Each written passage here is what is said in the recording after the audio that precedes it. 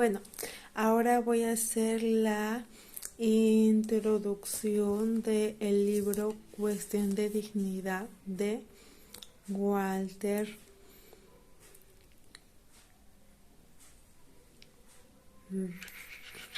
Rizzo.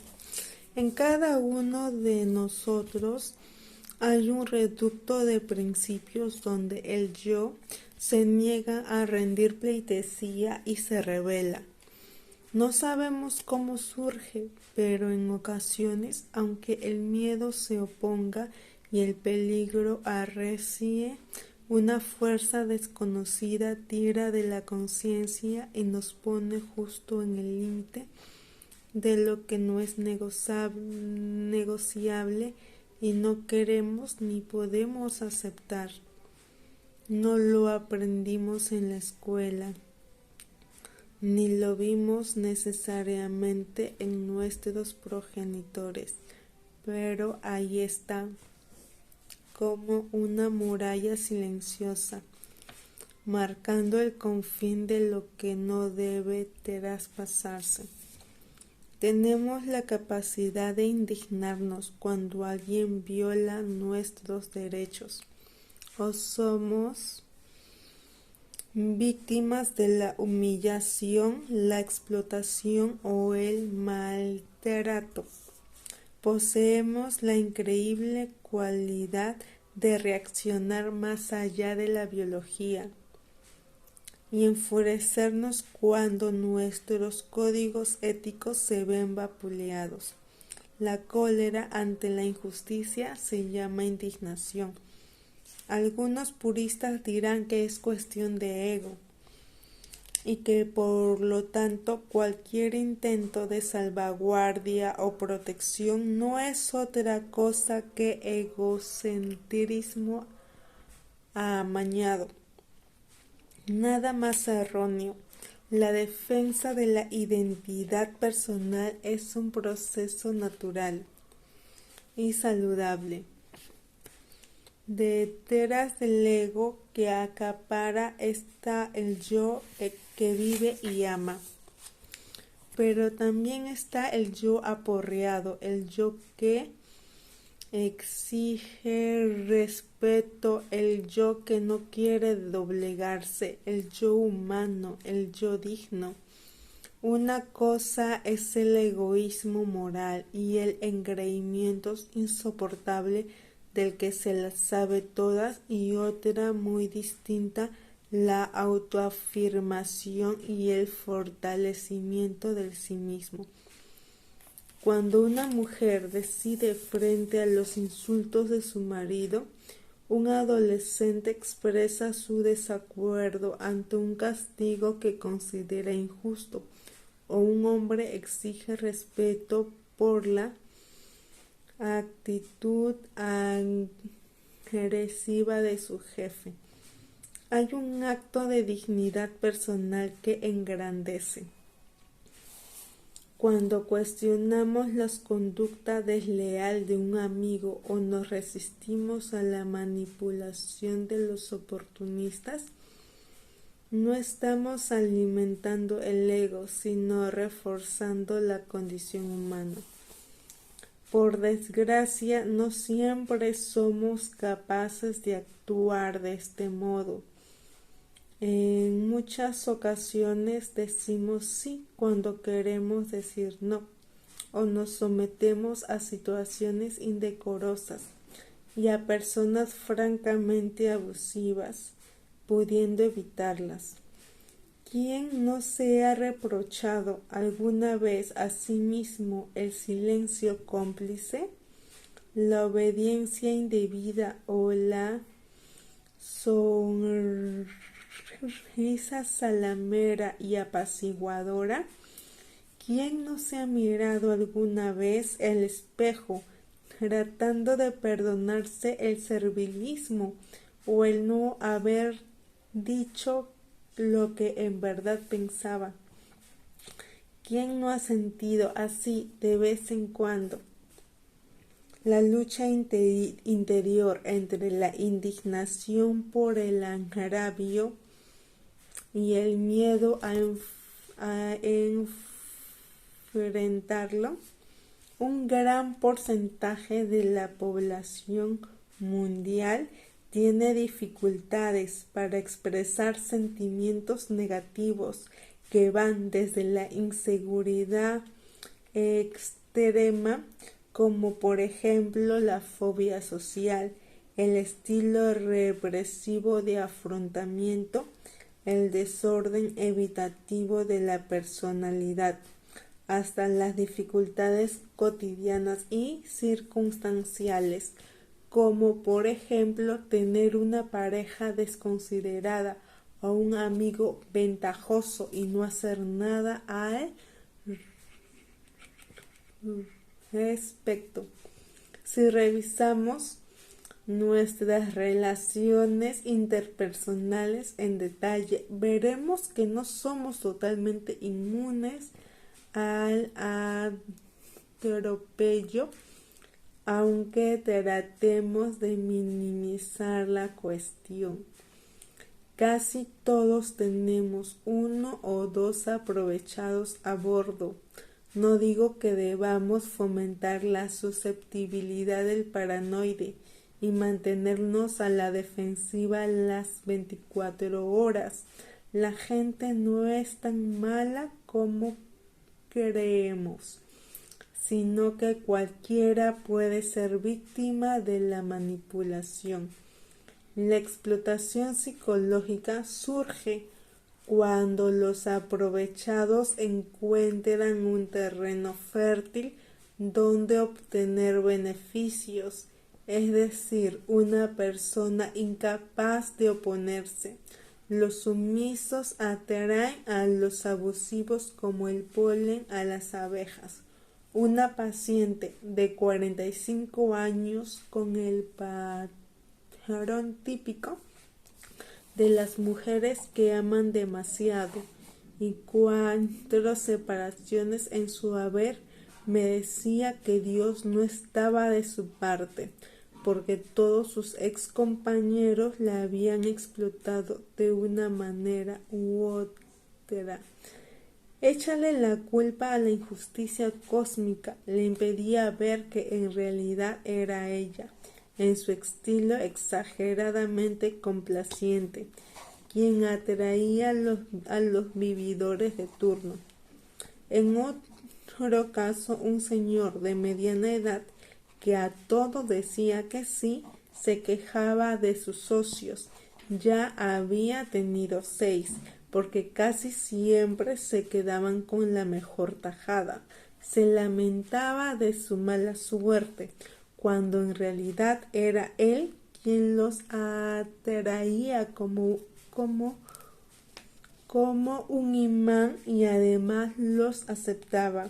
De alguna manera, los individuos ventajosos y desconsiderados detectan a los mansos dependientes, los desnudan en la relación cara a cara, los descubren en la mirada huidiza, en el tono de voz apagado, la postura tensa, los gestos conciliadores, los circunloquios, las disculpas y la amabilidad excesiva. Los ubican, los ponen en la mira y atacan. Insisto, la idea no es crear un estilo prevenido y dejar de creer en la humanidad, sino adoptar una actitud previsora. Entonces, ¿por qué nos cuesta tanto ser consecuente con lo que pensamos y sentimos? ¿Por qué en ocasiones, a sabiendas de que estoy infringiendo mis preceptos éticos, me quedo quieto y dejo que se aprovechen de mí o me falten el respeto? ¿Por qué sigo soportando los agravios? ¿Por qué digo lo que no quiero decir y hago lo que no quiero hacer? ¿Por qué me callo cuando debo hablar? ¿Por qué me siento culpable cuando hago valer mis derechos? Cada vez que agachamos la cabeza nos sometemos o accedemos a peticiones irracionales. Le damos un duro golpe a la autoestima, nos flagelamos y aunque salgamos bien liberados por el momento, logrando disminuir la adrenalina y la incomodidad que genera la ansiedad, no queda el sinsabor de la derrota, la vergüenza de haber traspasado la barrera del pundonor, la autoculpa de ser un traidor de las propias causas. Ni siquiera los reproches posteriores, los harakiri nocturnos y las promesas de que nunca volverá a ocurrir nos liberan de esa punzante sensación de fracaso moral. ¿Qué nos pasa? Es tan importante la opinión de los demás que preferimos conciliar con el agresor a salvar el amor propio. ¿O será que los condicionamientos pueden más que la autoestima? Y no me refiero a situaciones donde la seguridad personal o la de nuestros seres queridos esté objetivamente en juego, sino a la transgresión en la que no exista en peligro real y pese a ello escapamos. Cuando exigimos respeto, estamos protegiendo nuestra honra y evitando que el yo se debilite. En el proceso de aprender a querer, hasta quererse a sí mismo, junto al autoconcepto, la autoimagen, la autoestima y la autoeficacia que ya he mencionado en Aprendiendo a quererse a sí mismo, hay que pedirle campo a un nuevo el autorrespeto, la ética personal que separa lo negociable de lo no negociable, el punto de retorno. Como veremos a lo largo de estas páginas, hay una herramienta psicológica estudiada y refrendada en innumerables investigaciones llamada asertividad. En el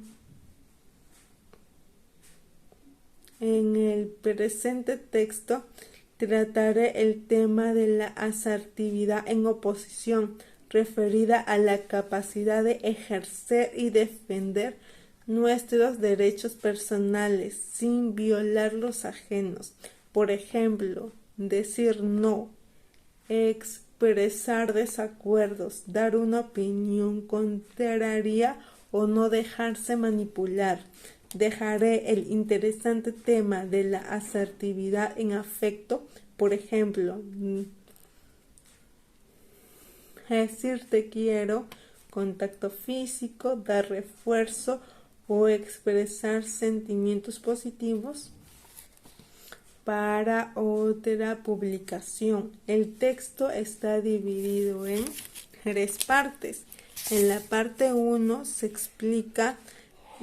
explican los principios básicos del comportamiento asertivo, sus ventajas y contraindicaciones, haciendo especial énfasis en los derechos asertivos. La parte 2 se refiere al problema de la culpa y el miedo a herir los sentimientos de los demás como uno de los mayores impedimentos para la asertividad. Se retoman las creencias irracionales más comunes y se analizan dentro de un contexto cognitivo y ético, mediante ejemplos y casos. La parte 3 toca el tema de la ansiedad social, el segundo gran impedimento para que la conducta asertiva prospere. Se analiza el miedo a la evaluación negativa y el miedo a la ansiedad. Finalmente, En el epílogo propongo una guía de 8 pasos para organizar y pensar la conducta asertiva. La asertividad es libertad emocional y de expresión. Es una manera de descongestionar nuestro sistema de procesamiento y hacerlo más ágil y efectivo. Las personas que practican la conducta asertiva son más seguras de sí mismas, más tranquilas a la hora de amar y más transparentes y fluidas en la comunicación. Además, no necesitan recurrir tanto al perdón, porque al ser honestas y directas impiden que el resentimiento eche raíces.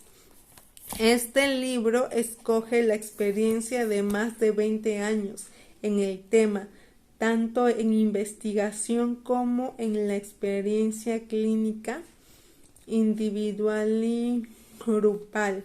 Está dirigido a cualquier persona que quiera pensar a sí misma en un contexto de dignidad personal, donde el amor propio no riña con la ética, la amistad, la empatía o la consideración por los otros.